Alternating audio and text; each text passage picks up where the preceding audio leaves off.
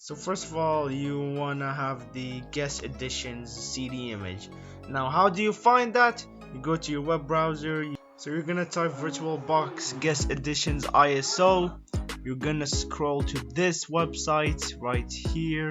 It says this one is the latest version. Then you're gonna click the link right here. Then you click on the latest version, which is the one right here. You're gonna click it and it's gonna start getting downloaded. I already have it downloaded, so I'm gonna skip. Then you go to your Windows 10 virtual machine.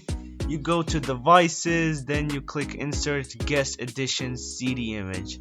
In the virtual machine, you're gonna open the file explorer. You're gonna click on this PC, then you're gonna find this, which you're gonna double click.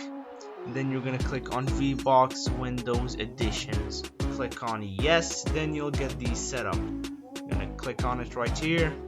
Next, install. Once that's done, you're gonna click on reboot now.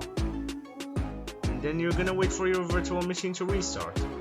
So now once you click on view and the full screen mode, you're gonna right click inside the virtual machine, display settings, you're gonna scroll down to the display resolution, then you're gonna look for your native display resolution.